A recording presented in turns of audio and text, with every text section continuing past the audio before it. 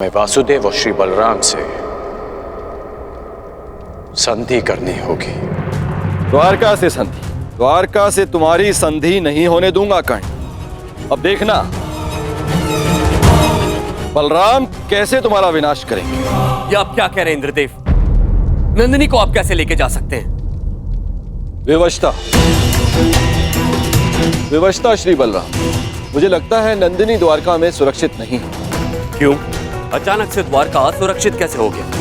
है नहीं, किंतु होने वाला है। अब तक मुझे लगता था कि कामधेनु पुत्री कल्पपूर्णा नंदिनी आपके और वासुदेव के पास सुरक्षित है, परंतु अब? परंतु क्या इंद्रदेव?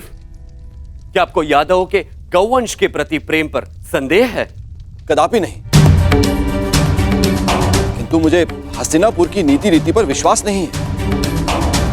आप स्वयं ही देखिए, वहां एक पुत्रवधू सुरक्षित नहीं है तो गौवंश कैसे सुरक्षित रहेगा?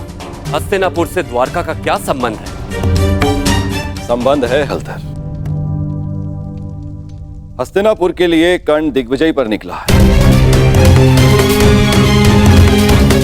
आवश्यक है कि वो एक दिन द्वारका अवश्य आएगा। आपने सोच भी कैसे लिया देवराज कि हस्तिनापुर की आधीनता हम स्वीकारेंगे?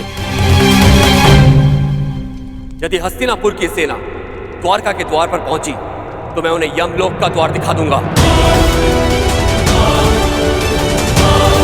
और वो यदि संधि के लिए आए तो? संधि?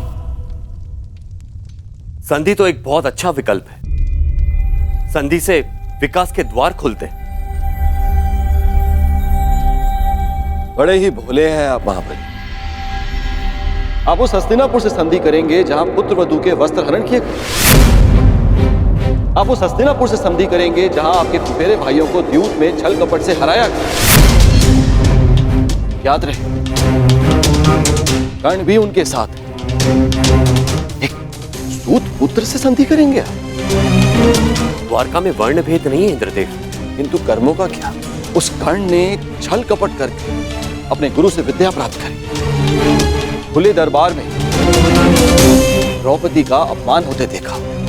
आपके बहनोई अर्जुन के प्राणों का प्यासा है वो, कोई योद्धा नहीं है वो, एक छलिया है। और आप चले हैं उनसे संधि कर। आपको स्मरण है कि वो आपसे संधि क्यों करना चाहते हैं?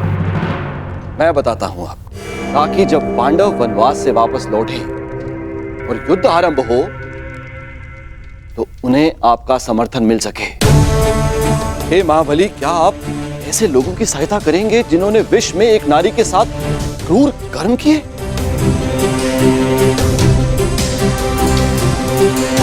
तो और क्या विकल्प हो सकता है इंद्रदेव? यदि कोई मित्रता का हाथ बढ़ाने के लिए आपके घर तक आए तो आप उसे कैसे ठुकरा सकते हैं? यदि मित्रता का अवसर ही ना दिया जाए तो?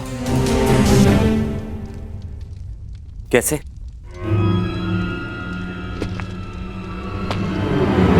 अश्वमेघ यज्ञ से, इससे पहले कि वो कर्ण द्वारका पहुंचे,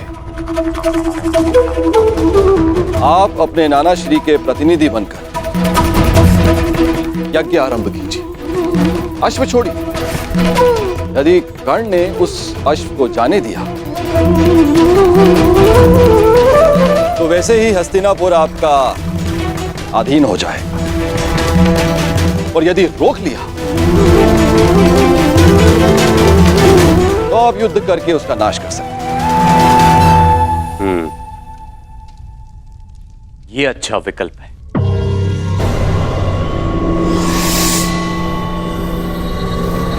यदि ऐसा है तो मैं नंदिनी को आपके सानिध्य और आपकी सुरक्षा में छोड़ने के लिए तैयार हूं।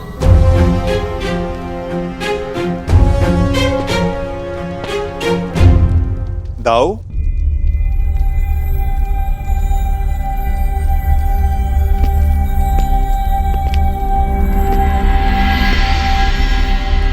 बिना कर्ण की मंशा जाने उससे युद्ध करना मुझे उचित प्रतीत नहीं होता दाऊ।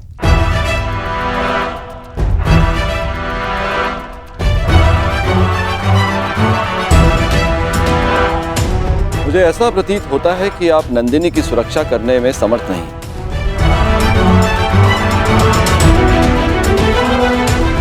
ऐसी स्थिति में आप उसे लौटा ही दीजिए। यदि नंदिनी यहां से गई तो द्वारका का अपमान होगा, जो मुझे स्वीकार नहीं। नंदिनी यहीं पे रहेगी।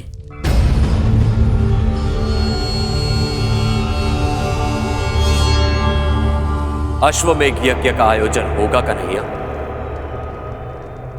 ये तुम्हारे ज्येष्ठ का आदेश है।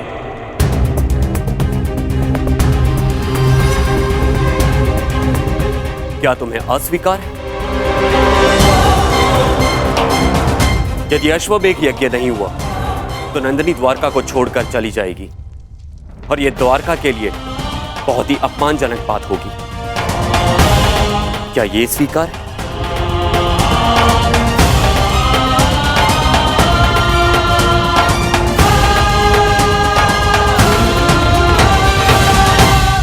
मैं आपके आदेश के परे कहां हूं दाऊ।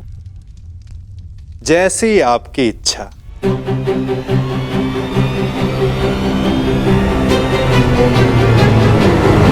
तो ठीक है, यज्ञ के लिए उत्तम अश्व की व्यवस्था करो और पहले ही मुहूर्त में यज्ञ प्रारंभ होगा।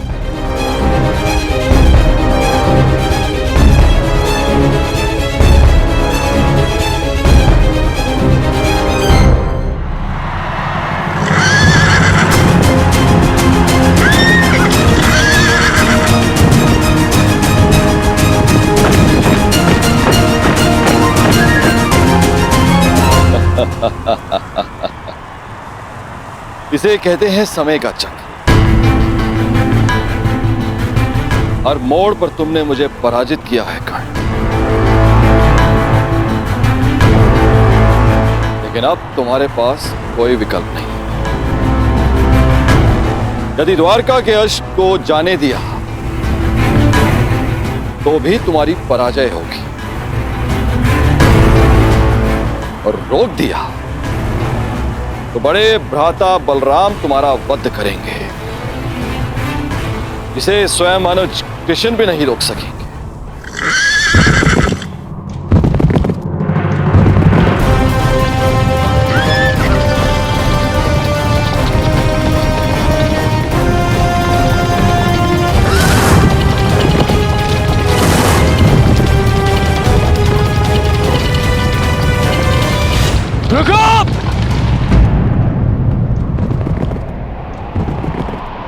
क्या हुआ मित्र? रुकने का संकेत क्यों किया?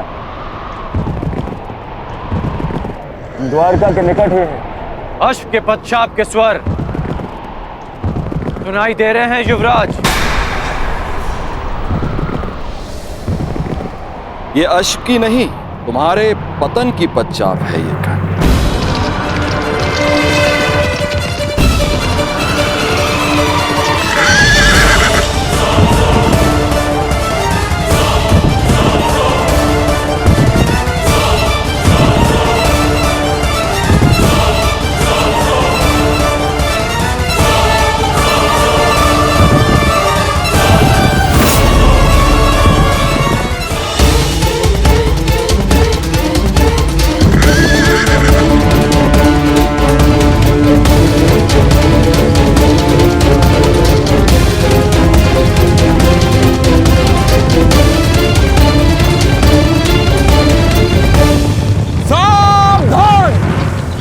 अश्वमेघ यज्ञ का अश्व है, जो श्री बलराम और श्री कृष्ण की सुरक्षा में है। इसे रोकने वाला नारायणी सेना के साथ युद्ध को निमंत्रण देगा। अंगराज, ये अश्वमेघ यज्ञ कर रहे हैं तो हम भी दिग्विजय यात्रा पर निकले हैं। रोक लो ये अश्व, हो जाने दो युद्ध। आज उस छलिए कृष्ण को भी हस्तिनापुर के वाणों का स्वाद चखने दो। नहीं मामाश्री, बात केवल कृष्ण की नहीं, हलधर बलराम की भी है। एक बार बलराम ने हमारी मित्रता स्वीकार कर ली, फिर जीवन भर पांडव हमारे समीप नहीं आ पाएंगे, और ना ही कृष्ण हमारा कुछ भी बिगाड़ पाए। कर्ण, बलराम जैसे महाबली वीर से अभद्रता उचित नहीं। नहीं दुर्योधन, ना। आज इस अश्व को यूं ही जाने दिया तो सारे भारतवर्ष में यह संदेश जाएगा, यादवों का वर्चस्व स्वीकार कर लिया है हस्तिनापुर ने। ना मेरे सम्राट, ना। कर्ण, तुम हस्तिनापुर की सेना के सेनापति हो, स्मरण रहे। तुम्हारी विजय मेरे सम्राट दुर्योधन के नाम अवश्य होगी, परंतु तुम्हारी पराजय तुम्हारे मस्तक का ही कलंक बनेगी। कर्ण, स्मरण रखना। सोच क्या रहे हो कर्ण? रोक लो यह अश्व। कर्ण, ये अश्व रोक लो।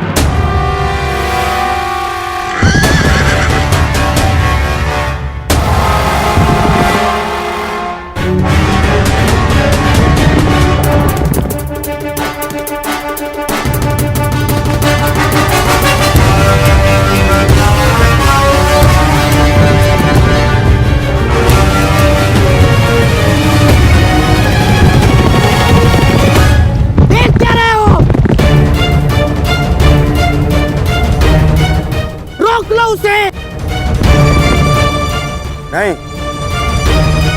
कर्ण,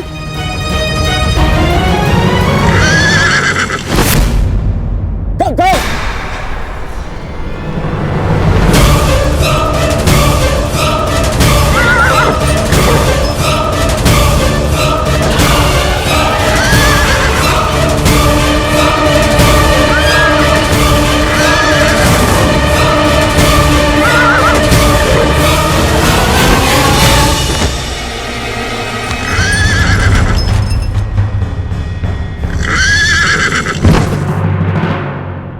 ये तुमने क्या किया मित्र?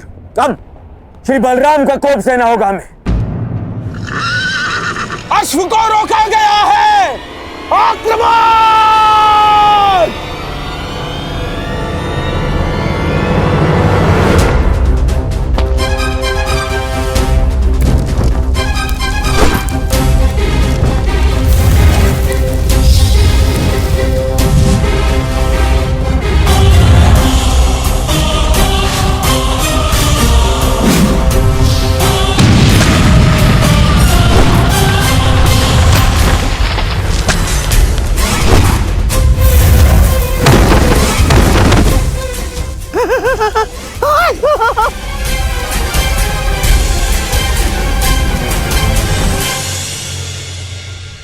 ठीक कहा था देवराज ने। यह कर्ण बड़ा ही उद्दंड और दुस्साहसी है। द्वारका के अश्वों में एक यज्ञ के अश्व को रोका है उसने। हमारी सेना पर आक्रमण किया है उसने। मैंने कहा था ना दाऊ कि ये योद्धा तनिक विकट है, परंतु उसने अभी तक बलराम के हल और गदा की विकटता नहीं देखी है। हस्तिनापुर को अपने हल की नोक से उखाड़कर भूमि में गाड़ दूंगा मैं जानता हूं कि तुम्हें कर्ण प्रिय है, परंतु जो भी द्वारका के सम्मान की सीमा को लांघे वो मुझे प्रिय नहीं। अब कर्ण को मेरा सामना करना ही होगा। अब जैसी आपकी इच्छा दाऊ। मैं तुम्हारी इच्छा जानना चाहता हूं कन्हैया। क्या इस युद्ध में तुम भाग लोगे या नहीं? अब दाऊ की इच्छा है तो कन्हैया को तो आना ही होगा, परंतु क्या? परंतु इस युद्ध में मेरी भूमिका कुछ और होगी दाऊ, क्योंकि आने वाला योद्धा महारथी है और इस युद्ध में सामना करने के लिए आपको एक चपल सारथी की आवश्यकता पड़ेगी।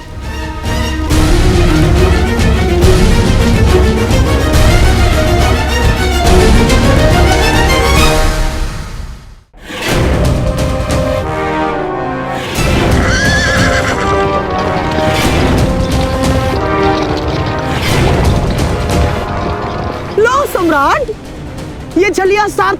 आया है, अर्थात शस्त्र नहीं उठाएगा। विजय निश्चित है सम्राट, विजय निश्चित है हमारी।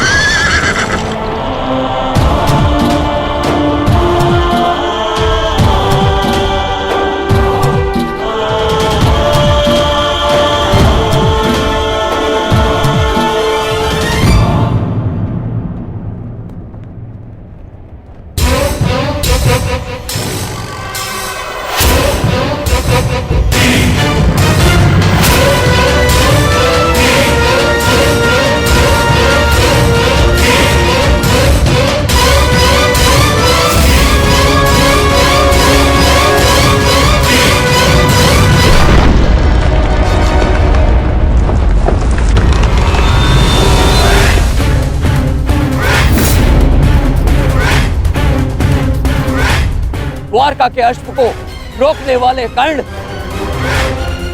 तेरा सामना बलराम से है। अपने प्रियजनों का स्मरण कर ले, क्योंकि तेरा स्वागत स्वयं यमराज करने वाले हैं। शत्रु ने ललकारा है, अंगराज उत्तर दो।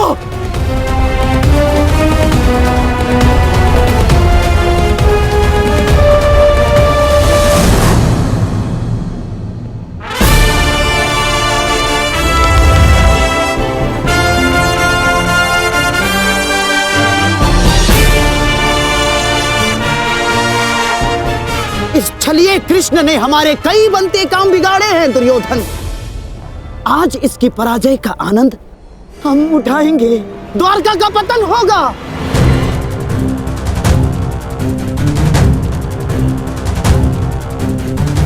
और फिर तुम्हें पांडवों का कोई भय नहीं होगा, मेरे सम्राट, कोई भय नहीं होगा।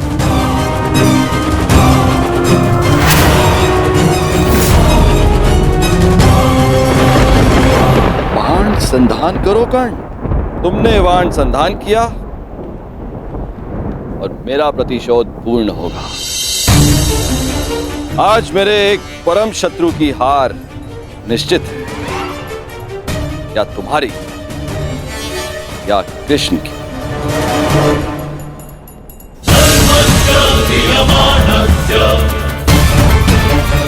चला बाण चला कर्ण, ये तेरे बाण ही तेरी मृत्यु का कारण बनेंगे। देख रहे हो कन्हैया, जिस कर्ण से तुम्हें इतना स्नेह है वो कितना दृष्ट है।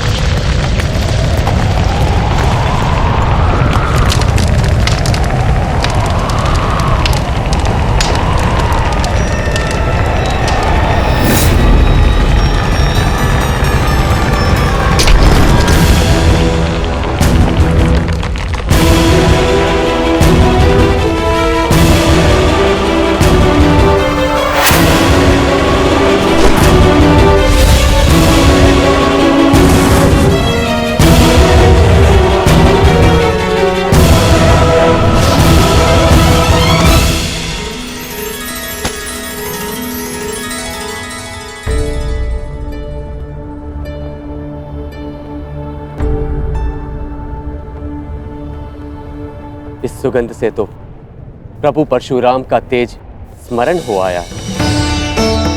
ये कैसा प्रहार है? प्रहार नहीं, आभार है दाऊ।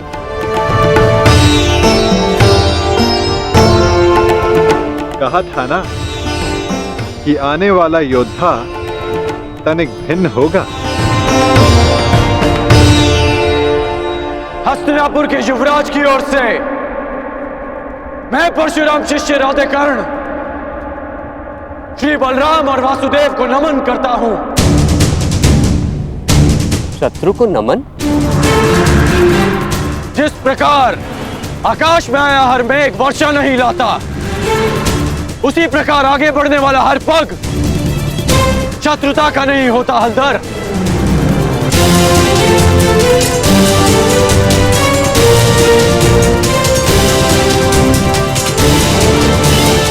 हस्तिनापुर की मित्रता स्वीकार करें। शत्रुता का विकल्प तुमने ही चुना था कर्ण। जब मित्रता ही करनी थी तो अश्वमेघ यज्ञ का अश्व रोका क्यों?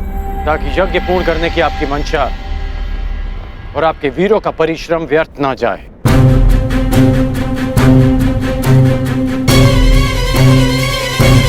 इस अश्व को ध्यान से देखिए।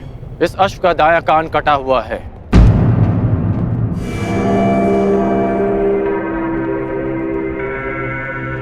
अर्थात इसका अंग भंग है और नीति अनुसार अंग भंगित अश्व के साथ किया गया यज्ञ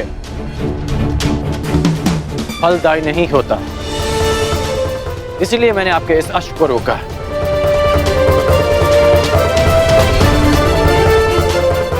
हलधर, मैं स्वयं आपको समझाना चाहता था, परंतु उससे पूर्व आपके वीरों ने मुझ पर आक्रमण कर दिया और कदाचित मुझे उसका उत्तर देना पड़ा।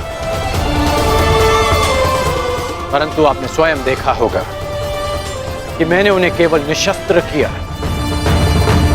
उनके प्राण नहीं लिए। तो तुमने मेरी सहायता करने के लिए अश्व रोका। अद्भुत, हम प्रसन्न हुए।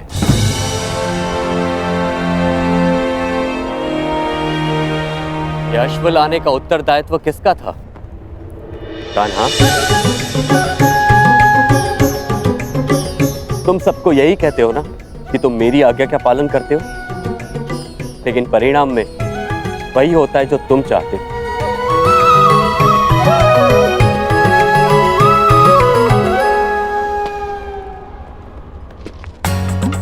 अब क्या करूं दाऊ, मेरा भाग्य ही ऐसा है।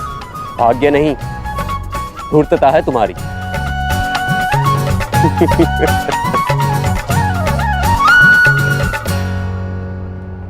तुम्हें लेके मेरे मन में जो भ्रम था, वो भ्रम तुमने तोड़ दिया है।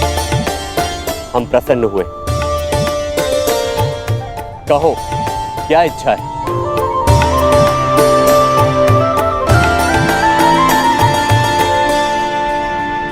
आपसे मित्रता की इच्छा है हलधर।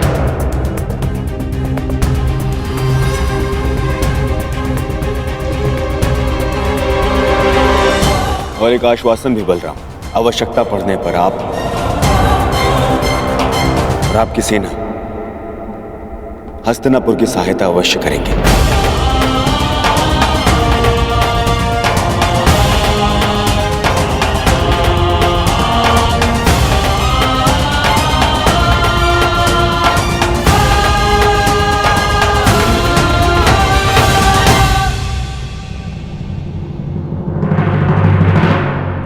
स्वीकार है।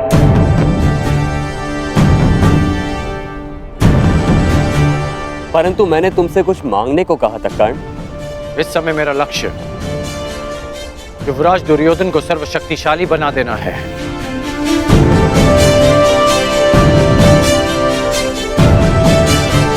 इसलिए मैं चाहता हूं कि आप युवराज दुर्योधन को गदा युद्ध की शिक्षा दें और इन्हें संसार का सर्वश्रेष्ठ गदाधारी बना दें। स्वीकार है।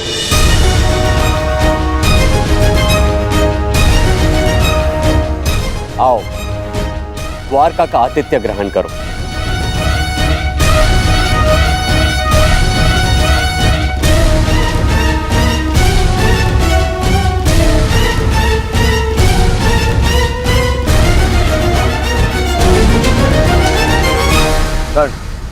वरदान तुम्हें मिला था और तुमने उसे मेरे लिए उपयोग किया। आज तुमने एक बार फिर यह सिद्ध कर दिया कि संसार में यदि कोई मेरा सबसे बड़ा हितैषी है तो वो तुम हो कर्ण। मैं मैं हस्तिनापुर का हितैषी हूं युवराज, और हस्तिनापुर युवराज का सेवक। मेरा धर्म हस्तिनापुर और आपको शक्तिशाली बनाना है। प्रणिपात युवराज।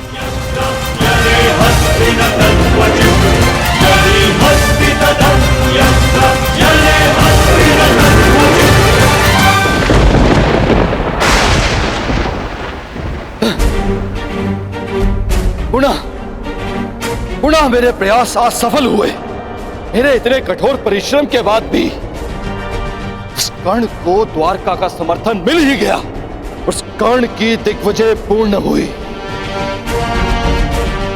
अभी तक मेरे पुत्र अर्जुन को कुछ भी प्राप्त नहीं हुआ, कुछ भी नहीं। समय आ गया है, समय आ गया है, मुझे ही कुछ करना होगा।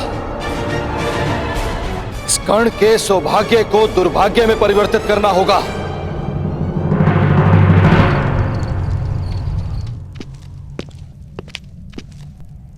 दिग्विजय पूर्ण हुई कर्ण।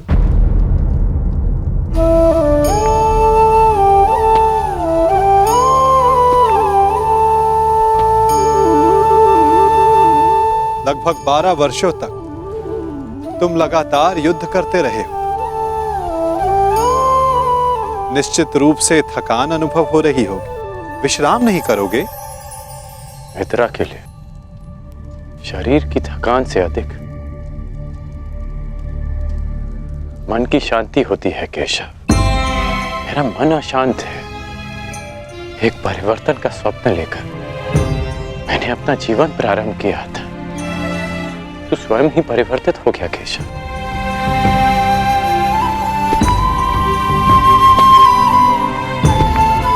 परिवर्तन चाहते हो और स्वयं के परिवर्तित होने से घबराते हो। ये दोहरा व्यवहार उचित नहीं राधे। मैं ऐसा परिवर्तन नहीं चाहता था केशव। मैंने सदा स्वतंत्रता की कामना की थी, और आज स्वयं मैं हस्तिनापुर का दास बन गया। मैंने तो कितनी बार तुमसे ये बंधन तोड़ देने का आग्रह किया अंगराज, तुमने ही नहीं स्वीकारा। जानते हो मन में संतोष क्यों नहीं है? क्योंकि लक्ष्य शुद्ध होने के साथ साथ साधन और सहायक भी शुद्ध होने चाहिए। और तुम ये भली भांति जानते हो कि तुम्हारे सहायक कैसे हैं। मित्र, अब भी समय है तुम्हारे पास। नहीं केशव, समय बीत चुका है। मैं अपना वचन नहीं तोड़ सकता। मैं आपसे पूछता हूं, आपने भी तो कई वचन दिए होंगे। क्या आप अपने वचन तोड़ सकते हैं?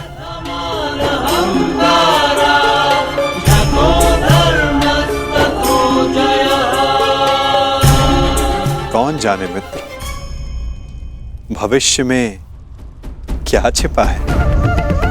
तुम बताओ, अब दिग्विजय के पश्चात तुम क्या करोगे? केशव, मेरा मन अशांत है। सोच रहा हूं कि हस्तिनापुर जाने से पूर्व गुरु परशुराम के दर्शन करा। विचार उत्तम है मित्र, परंतु स्मरण रखना, कभी कभी अकेला यात्री मार्ग में भ्रम के जाल में फंस जाता है। प्रयास करना कि भ्रम के जाल में ना उलझ जाओ। केशव, जिस परिस्थिति में मैं हूं, कोई भ्रम मुझे क्या सताएगा।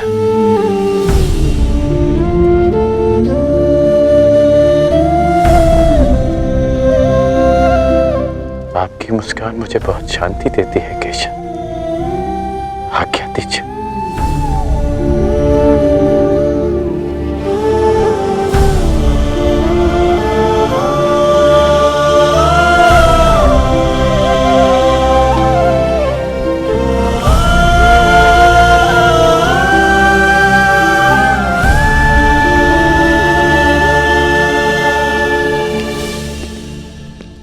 कभी कभी मनुष्य परिस्थितियों का खिलौना बन जाता है मित्र।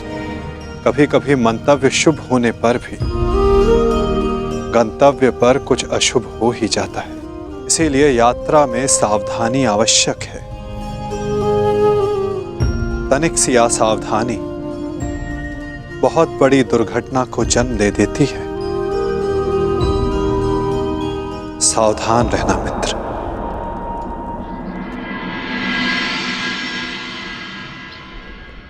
अपने गुरु से भेंट करने से मैं तुम्हें रोक नहीं सकता मित्र, परंतु मैं चाहता था कि तुम मेरे साथ में हस्तिनापुर चलो, मेरे इस दिग्विजय का सम्मान और सत्कार प्राप्त करो।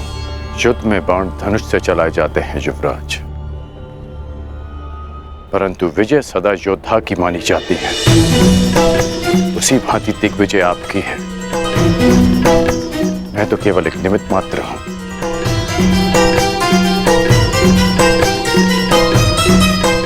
आज्ञा दें।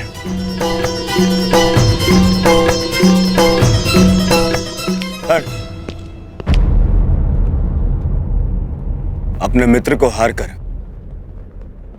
ये दिग्विजय अधूरी है मित्र। 12 वर्ष बीत गए। इन 12 वर्षों में तुमने मेरे लिए धनुष उठाए, परंतु कभी दृष्टि नहीं उठाई। ढाल बनकर मेरे शरीर की रक्षा की है, परंतु मित्र बनकर कभी गले नहीं लगाए।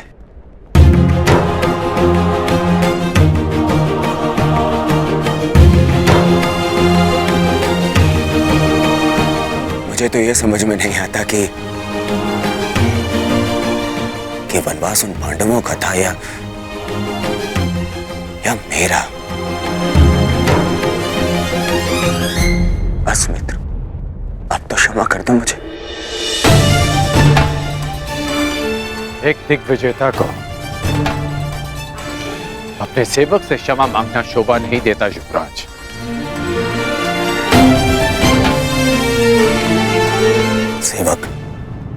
सेवक ऐसे 100 दिग्विजय न्यौछावर कर सकता हूं तुम्हें एक बार गले लगाने के लिए।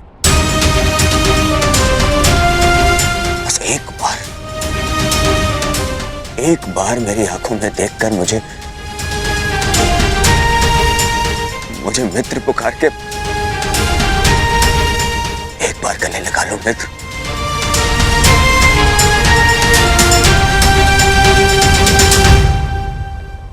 कदाचित एक बार उस मित्र की पुकार युद्ध भवन में भी सुन ली होती है आपने युवराज।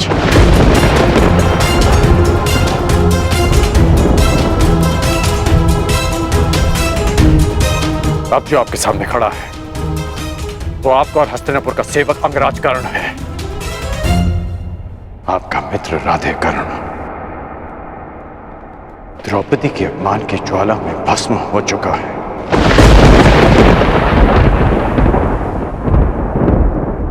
और जो भस्म हो जाते हैं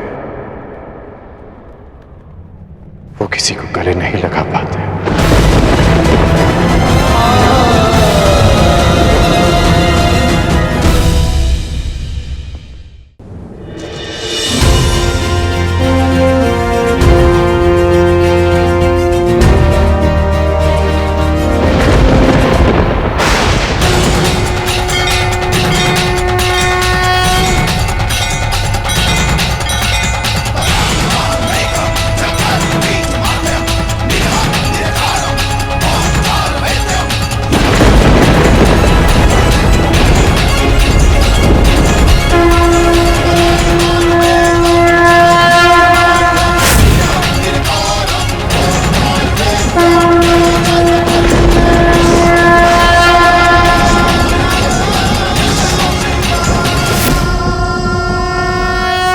स्वागत है देवराज। आपके पदचाप ने आपके आने की सूचना दे दी थी मुझे।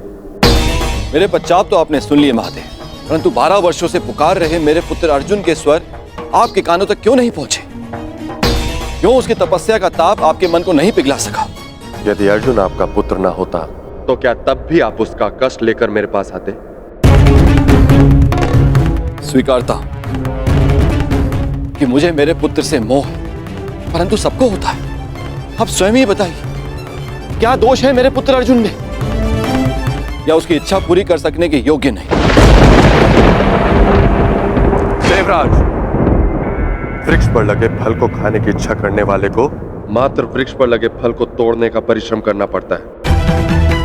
मोती की आकांक्षा करने वाले को सागर के तल तक जाने का परिश्रम करना पड़ता है। ठीक उसी प्रकार अमृत पीने की इच्छा करने वाले को भी गहन साधना का विष पीना पड़ता है।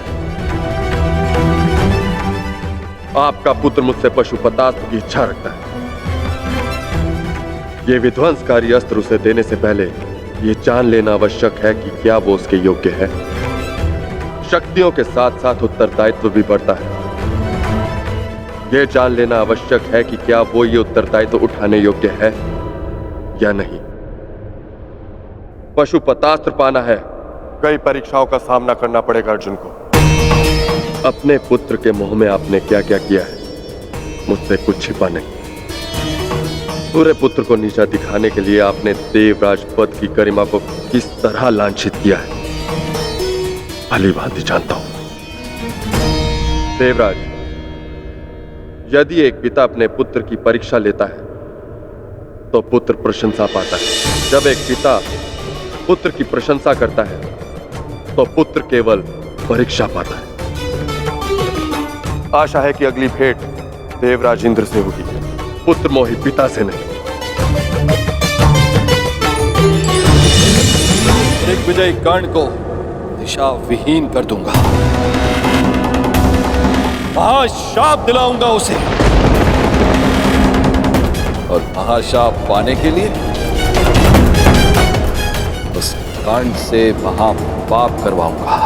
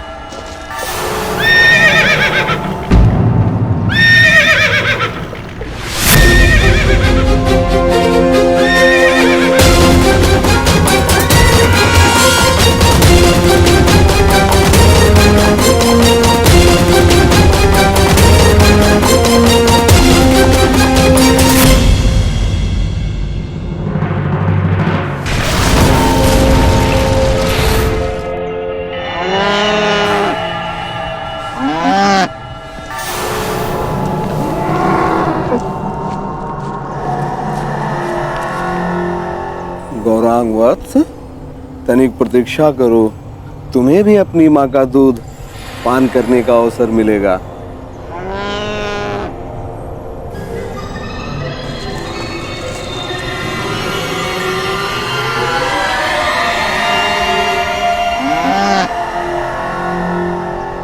क्या है श्यामा, इतना भयभीत क्यों? मैं हूं ना तुम्हारे साथ। हाँ?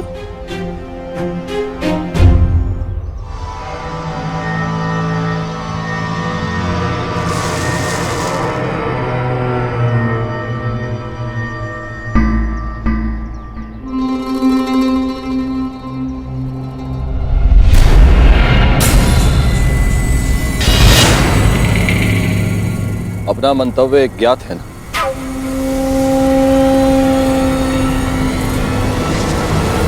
लगता है तुम्हें भूख लगी है। अभी मैं तुम्हारे लिए चारा लेके आता हूं, ठीक है?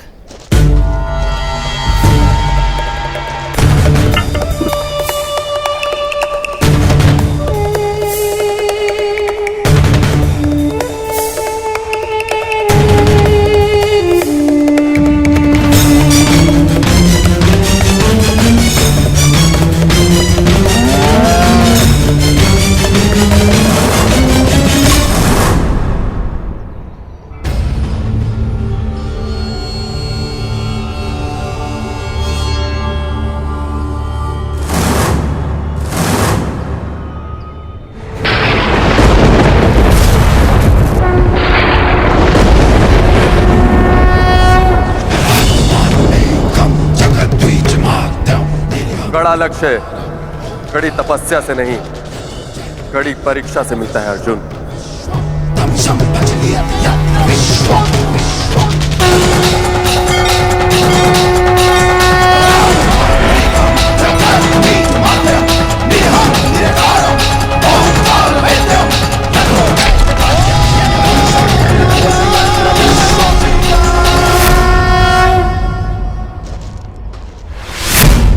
गौरांग, गौरांग,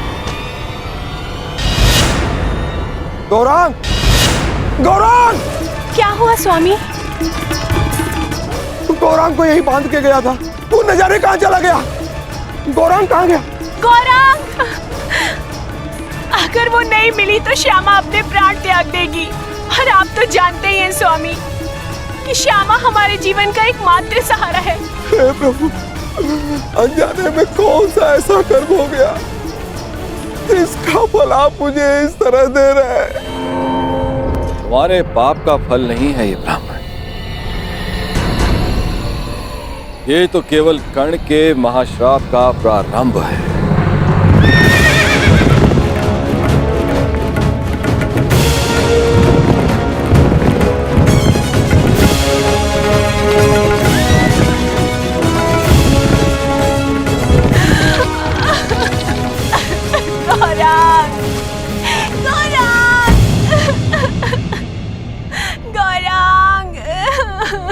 क्या हुआ ब्राह्मण देव? आप सब इतना विलाप क्यों कर रहे हैं? देखिए, मेरे गाय श्यामा के बछड़े को न जाने कौन चोर चुरा के ले गया। अगर मेरा गौरांग नहीं मिला तो ये बेचारी छटपटा कर अपने प्राण त्याग देगी। आप मेरी कोई सहायता करिए। आप निराश ना हो ब्राह्मण देव, मैं समय रहते इस गाय के बछड़े को वापस ले आऊंगा सुरक्षित। ये मेरा वचन है।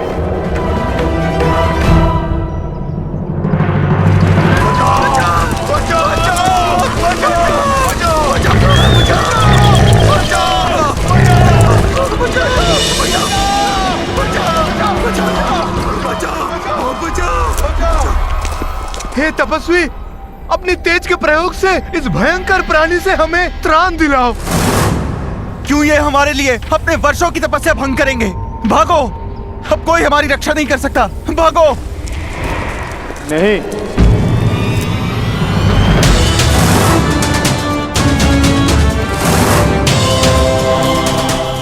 एक क्षत्रिय के लिए किसी की रक्षा करना किसी भी तपस्या से अधिक आवश्यक है। मैं वचन देता हूं, इस हिंसक पशु से मैं आपकी रक्षा करूंगा। तपस्या भंग हो जाए, परंतु कौंतेय का क्षत्रिय धर्म भंग नहीं होगा।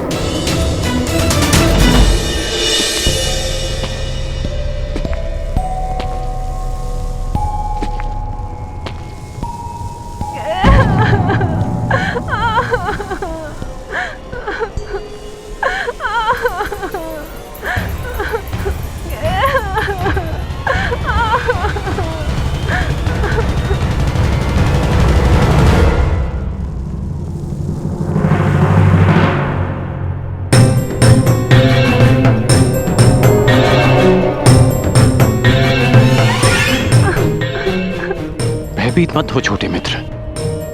क्या हुआ? तुमने कुछ देखा? एक बछड़ा राक्षस के हाथ में।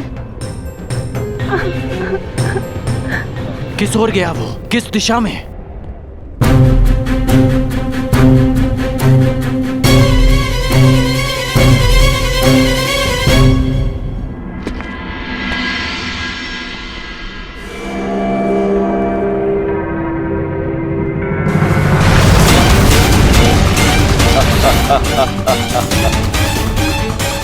जाओ कर्ण, जाओ, अपने विनाश की ओर जाओ।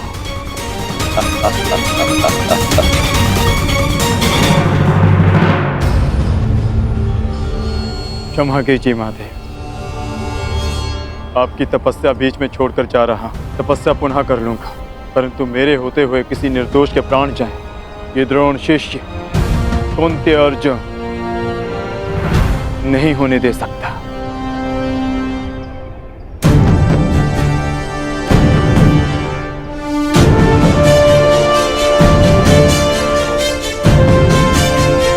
अपने उत्तरदायित्व का भान तो है इसे।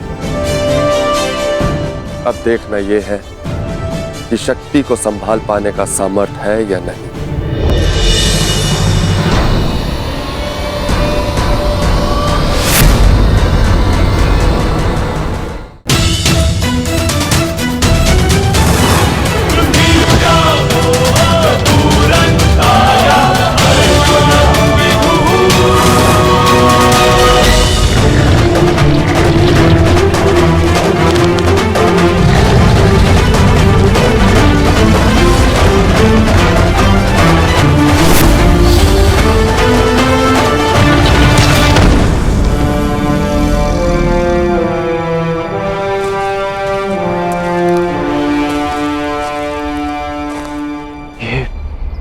दूसरा बाण किसका है?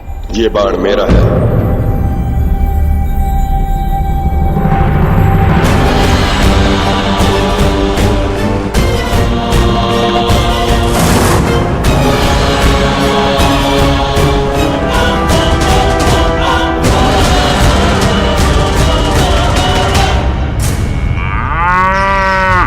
आनंद आ गया। आज बड़ा कोमल भोजन मिला है।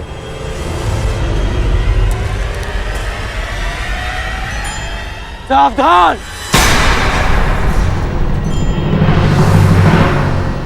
मैं तुम्हें चेतावनी देता हूं कि इस बछड़े को छोड़ दो।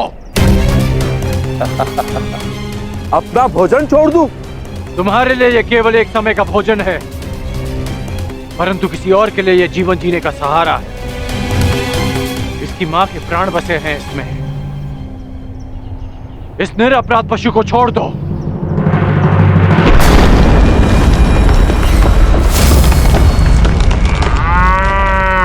ये मेरा भोजन है, नहीं छोड़ूंगा इसे। मैं तुम्हें वचन देता हूं कि मैं तुम्हें भरपेट भोजन करवाऊंगा। बड़े दानवीर हो, परंतु मैं राक्षस हूं। बल से अपना खेत करता हूं, नहीं छोड़ूंगा इसे। और मैं इसे लेकर ही जाऊंगा। तो तुम्हें इसे प्राप्त करने के लिए मुझसे युद्ध करना होगा मनुष्य। ये लक्ष्य मेरा था, तुमने बाण क्यों चलाया? इसका नाश करना मेरा कर्तव्य था। अब प्रश्न ये उठता है कि लक्ष्य किसने पहले भेदा और किसका कर्तव्य पहले पूरा हो। इसका वध तो मेरे बाण ने किया, परंतु आप इसे ले जा सकते हैं महोदय। ये मेरे किसी काम का नहीं।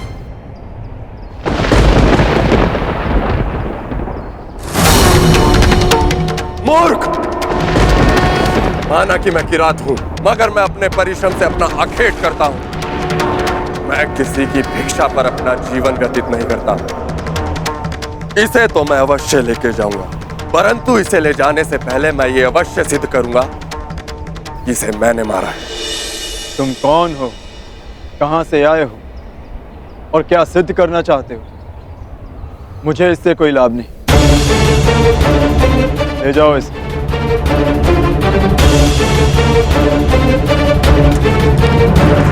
रुको!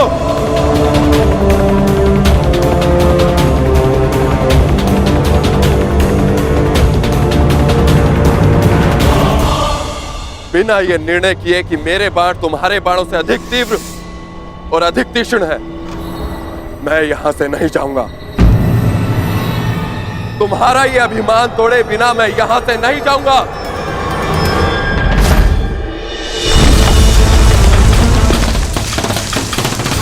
तुम मुझे युद्ध करने के लिए विवश कर रहे हो।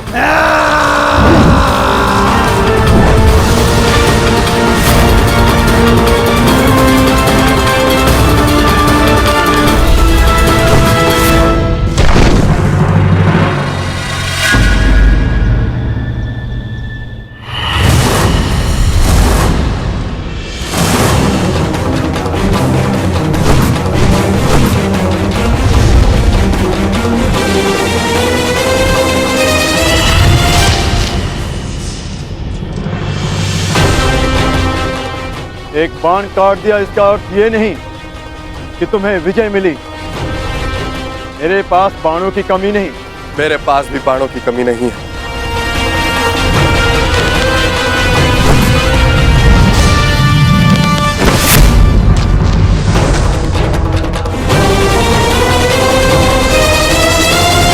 तुम्हें केवल अपने बाणों पर घमंड है योद्धा, किंतु मेरे पास बाणों के साथ साथ और भी शस्त्र हैं।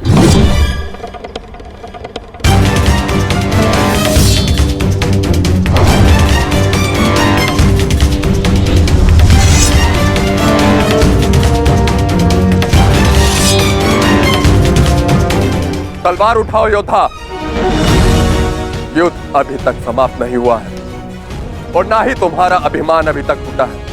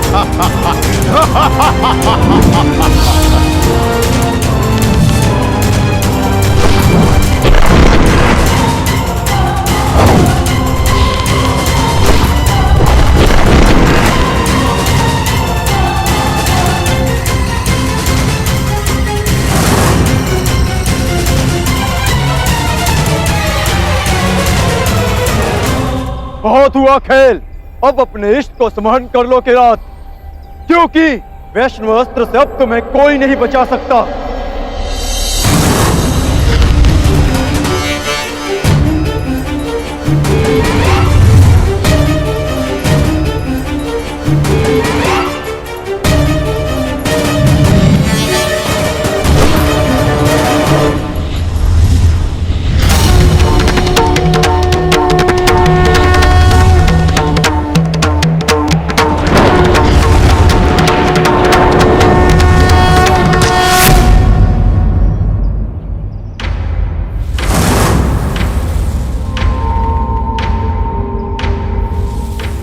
महान वैष्णव अस्त्र ने एक साधारण किरात का सम्मान किया,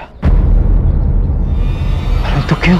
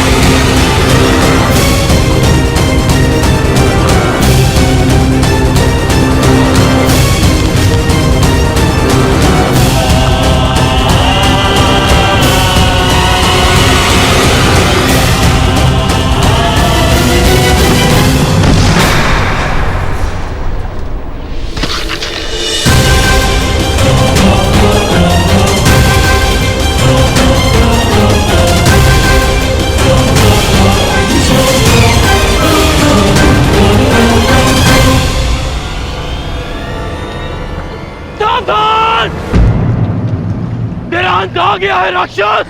ये मेरा नहीं, तुम्हारा अंत है कर्ण।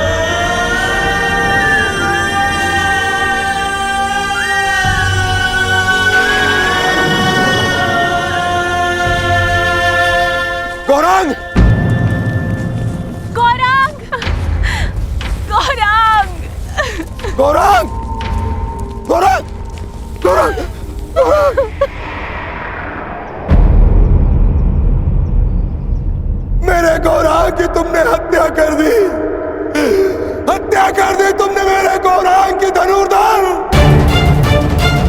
तुमने एक मूक और विवश अबोध पशु की हत्या कर दी जो कीचड़ में फंसा हुआ था।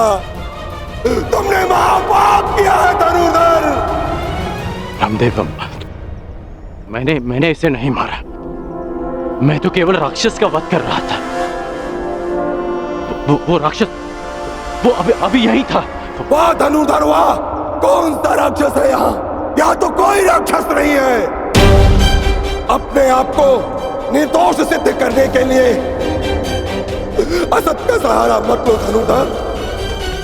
तुमने मेरे गौरांग की हत्या नहीं की, तुमने उसकी माता श्यामा की भी हत्या की है। तुमने सिर्फ उसकी मां की ही नहीं, मेरे परिवार के सदस्य की भी हत्या की है धनुर्धर।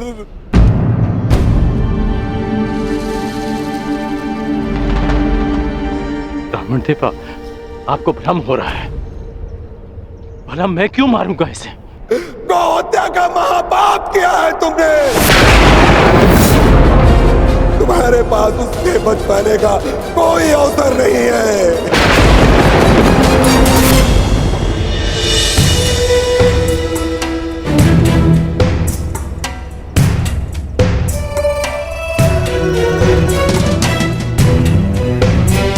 ये तो वही पुष्पहार है जो मैंने शिवलिंग को अर्पित किया था।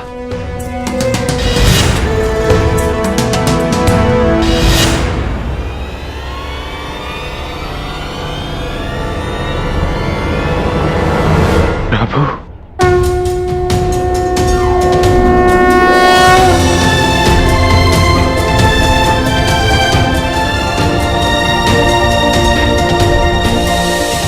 मुझे क्षमा कर दीजिए प्रभु। मैं आपको पहचान नहीं पाया, आपको पहचान नहीं पाया प्रभु, मुझे क्षमा कर दीजिए।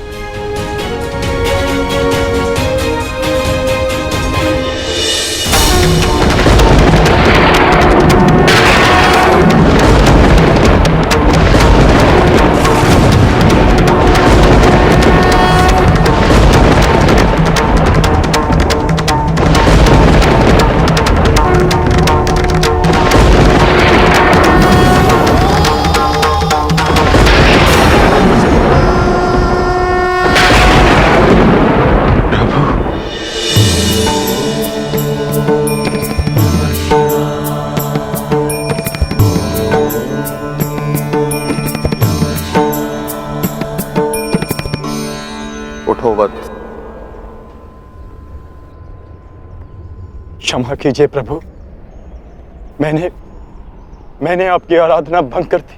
क्योंकि यही उचित था। मनुष्य की सबसे बड़ी आराधना उसका कर्तव्य का पालन होता है अर्जुन, जो तुमने भली भांति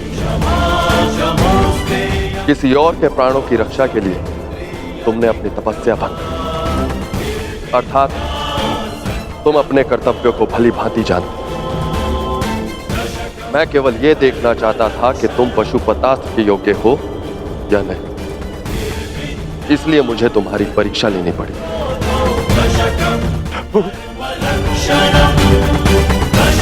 और तुम इस परीक्षा में सफल हुए अर्जुन। मैं तुम्हें प्रसन्न मन से पशुपतास्त्र प्रदान करता हूं अर्जुन।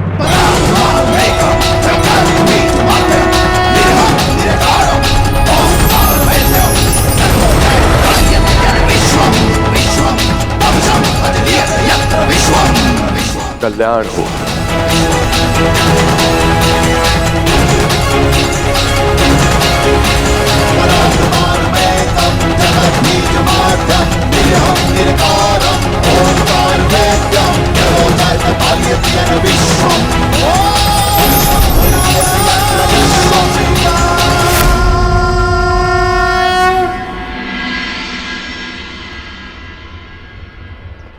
आप सब दुखी मत होइए ब्राह्मण देव।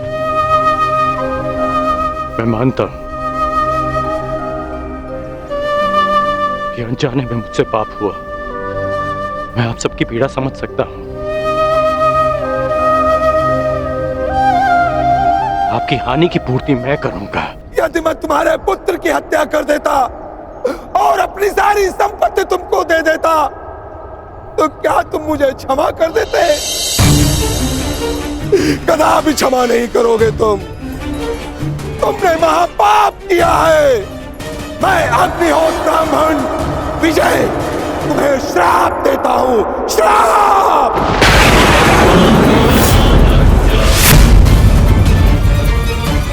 किस प्रकार तुमने कीचड़ में फंसे हुए मेरे असहाय बछड़े को मारा है, उसी प्रकार तुम भी एक दिन पृथ्वी में असहाय गिरे रहोगे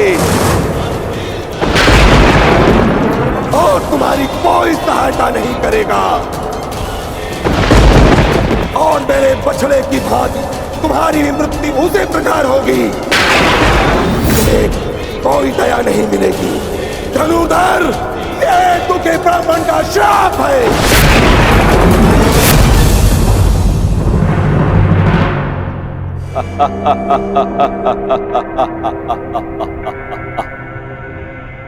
सूर्य पुत्र कर्ण, सूर्य पुत्र, अभिशापित कर्ण, अभिशापित। आज मेरे मन में जल रही प्रतिशोध की अग्नि को थोड़ी सी शीतलता प्रदान करी। है अभिशापित कर्ण, तुमने मेरे गर्व पर प्रहार किया, मेरे आत्मसम्मान को ठेस पहुंचा, मुझे युद्ध में पराजित कर पीड़ा दी और मैंने तुम्हें पराजित करने की भूमिका निर्माण की। तुमने मुझे पराजित किया होता तो किसी स्थिति में मैं तुम्हें क्षमा कर भी देता, परंतु तुमने मेरे पुत्र अर्जुन के विरुद्ध खड़े होकर अपने जीवन की सबसे बड़ी भूल की है। जब तक तुम्हारा संपूर्ण विनाश नहीं हो जाता तब तक ये देवराज इंद्र संतोष से विश्राम नहीं करेगा। धनुर्धर, मेरा श्राप कभी व्यर्थ नहीं जाएगा। गौ हत्या के पाप का दंड तुम्हें हमेशा डसता रहेगा, डसता रहेगा।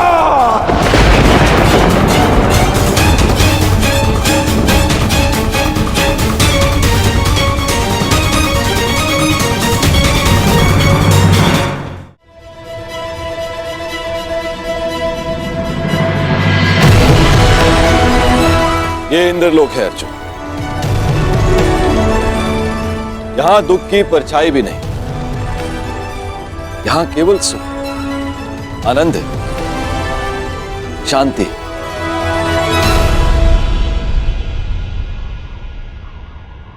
क्षमा कीजिए पितादे, मेरे भाई वहां पीड़ा भोगे और मैं यहां आनंद करूं,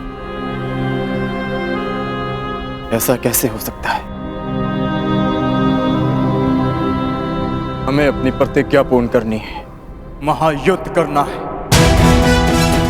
स्त्री के अपमान का प्रतिकार करना है मुझे। अर्जुन, उस प्रतिकार को पूर्ण करने के लिए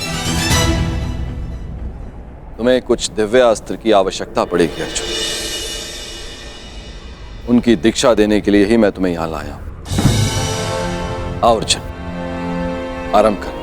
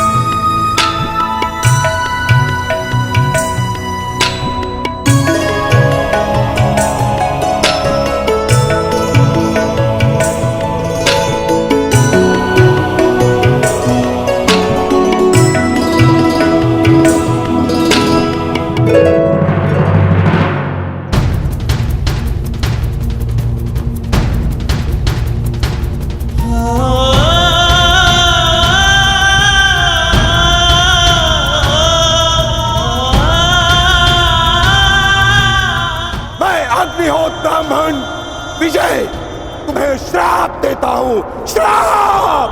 जिस प्रकार तुमने कीचड़ में फंसे हुए मेरे असहाय बछड़े को मारा है, उसी प्रकार तुम भी एक दिन पृथ्वी पे असहाय गिरे रहोगे और तुम्हारी कोई सहायता नहीं करेगा।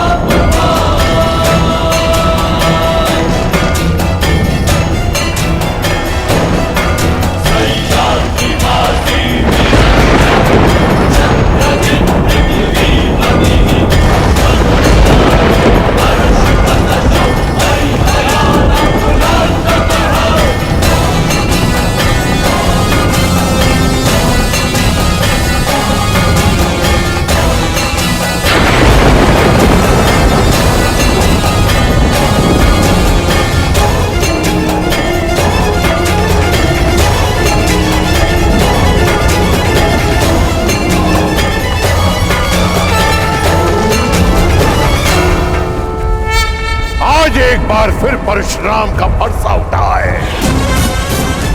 क्योंकि घोर अन्याय हुआ है। मेरे शिष्य को अकारणी श्राप दिया गया है। मैं पूरे संसार का सर्वनाश कर दूंगा, मैं ध्वंस कर दूंगा। आज संसार में प्रलय आएगी, नरसंहार होगा।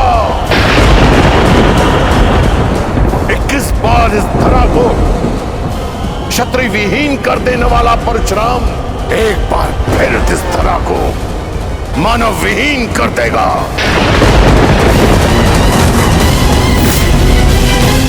उपकार का बदला उपकार से ना चुकाना, ऐसे मानव जाति को जीवित रहने का कोई अधिकार नहीं देगा परशुराम। नहीं गुरुदेव, नहीं।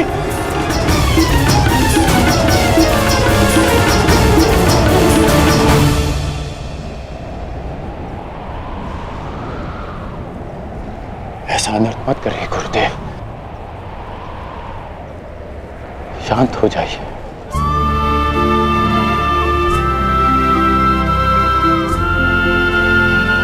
इतना क्रोध क्यों गुरुदेव? मुझे तो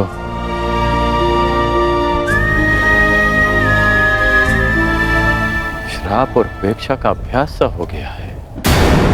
और एक श्राप थोड़ी ना मिला है मुझे। मेरा जीवन तो प्रारंभ से अभिशप्त रहा है, और आपने भी तो मुझे श्राप दिया है गुरुदेव। मैं जमदग्नि पुत्र परशुराम तुम्हें श्राप देता हूँ। मेरे द्वारा दिए गए दिव्यास्त्रों का आवाहन नहीं कर पाओगे, ये मेरा श्राप है। उसी अपराध की अग्नि में तो परशुराम अभी तक जल रहा है पुत्र। ऐसा कहकर मुझे पाप का भागी ना बनाए। मां की मार और गुरु की फटकार, जीवन में इससे बड़ा प्रसाद नहीं हो सकता। और वैसे भी गुरुदेव, कोई भी श्राप और कोई भी पीड़ा मेरे भाई शोन की मृत्यु से अधिक नहीं हो सकती। मुझे परिवर्तन चाहिए, न्याय चाहिए, समानता चाहिए गुरुदेव। और इस न्याय, परिवर्तन और समानता को पाने के लिए मैं एक श्राप तो क्या, सहस्त्र श्राप सह सकता। मोक्षे च फलदर्शनम् कोई श्राप आपके इस शिष्य को अपने लक्ष्य से, अपने कर्म पथ से हटा नहीं सकता गुरुदेव।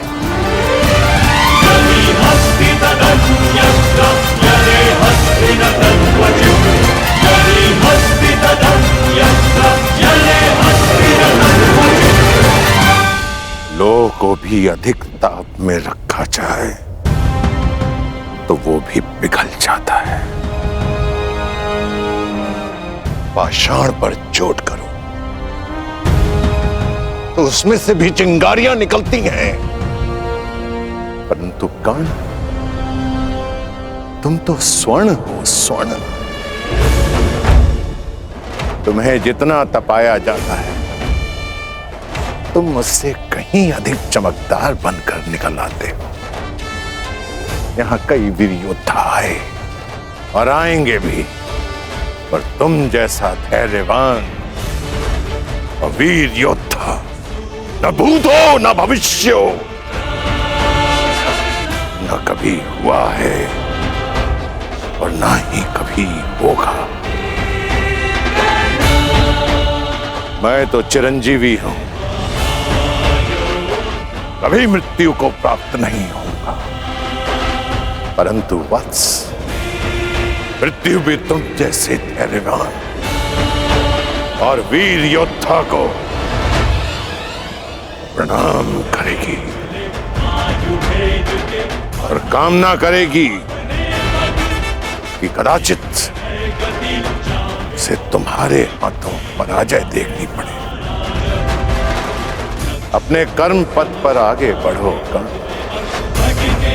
तुम भले ही अभिशापित हो और संसार के वीर योद्धाओं से कहीं अधिक श्रेष्ठ सिद्ध होगे। तुम मृत्युंजय कर्ण बनोगे, कर्ण बनोगे।